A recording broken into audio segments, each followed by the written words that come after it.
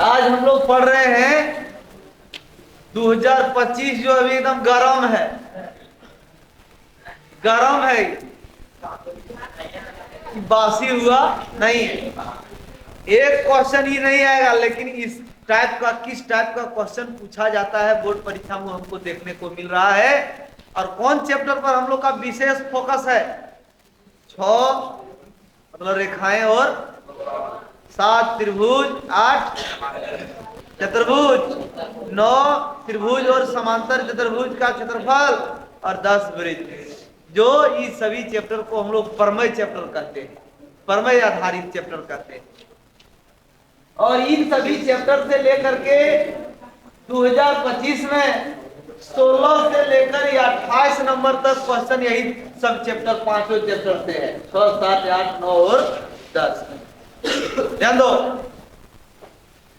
और ये 16 से लेके 28 तक क्वेश्चन जो हम लोग देख रहे हैं, उसमें से 16 नंबर क्वेश्चन जो हर साल देखने को मिला, हम लोग 23 का भी देखे, 24 देखे और 25 भी देख रहे हैं, जिसमें पूरक और संपूरक वाले क्वेश्चन से ही बोहनी किया हुआ है। 23 में भी देखे तो पूरक कौन था, 24 में देखे तो संपूरक कौन था, और फिर 25 में देख रहे हैं तो पूरक कौन है, संपूरक है। अवर नंबर किसका लग रहा है? पूरक का लग रहा है 26 में, है ना। ध्यान दो, 65 डिग्री का संपूरक कोण क्या होगा? ऑप्शन हम नहीं लिखे हैं, तो हम लोग संपूरक कोण उन दो कोणों को कहते हैं जिसका योग 180 डिग्री के बराबर हो। तो दोनों कोण एक दूसरे का संपूरक कोण कहलाता है। तो 180 में माइनस कर देंगे, कितना बचेगा? 115 इसका आंसर होगा। आप देख रहे हैं 17 नंबर क्वेश्चन। 17 नंबर क्वेश्चन जो हम देख रहे हैं वो आकृति पर आधारित है, और आकृति में हम दिया हुआ है PQ समांतर AB। PQ समांतर AB है। हम लोग पढ़ चुके हैं, दो समांतर रेखा को जब एक तिर्यक रेखा प्रतिच्छेद करे तो वहां 3 चीज होता है: संगत कोण बराबर, एकांतर अंतः कोण बराबर, और एक ही ओर के अंतः कोणों का योग 180 डिग्री होता है। तो जो काम लगेगा यहाँ लेंगे हम लोग।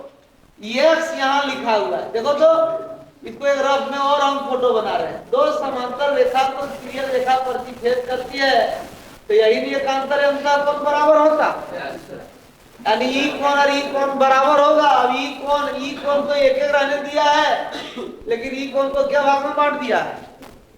2 भाग में। यहाँ देखो, ये तिर्यक रेखा हुआ तो ये पूरा कोण और ये पूरा कोण हुआ, एक ही ओर के अंतर क्या हुआ?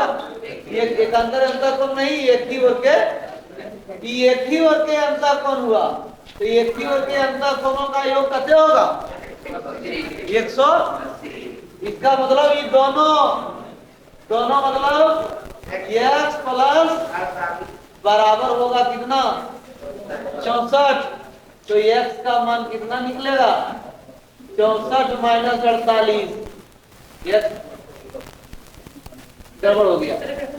ई दोनों का योग 180 डिग्री होगा, बराबर कितना? 100 बराबर नहीं, दोनों का योग एक ही ओर के अंतर कोणों का योग कितना होता है? 100। यानी ई दुइयो कोण और ई कोण, ई दुइयो मतलब एक था, वो 2 भाग में बांटा हुआ है। देखो ना, एक ही ओर के अंतर कोण कौन होता है? ई और ई, तो ई क्या भाग में बांटा हुआ? 2 भाग। यानी ये पूरा कोण, तो पूरा मतलब ये 2 गो है। ये पूरा कोण और ये पूरा कोण एक ही ओर के अंतर कोण है, और इसका योग कितना होगा? 100। तो ये पूरा मतलब x प्लस 48 प्लस 64 बराबर 180।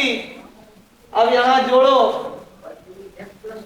8 4 12, 6 4 10, 112 बराबर 100। तो x बराबर 180 माइनस 112, x बराबर कितना बच रहा?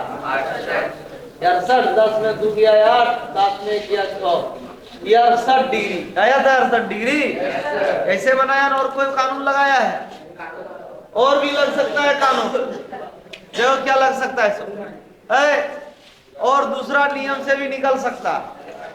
ई कौन और ई कौन हुआ एक अंतर, तो ई 64 और ई कितना हुआ, क्या रैखिक योग बन रहा है, ये तीनियों का योग कितना होगा, फिर वही आके खड़ा हो गया।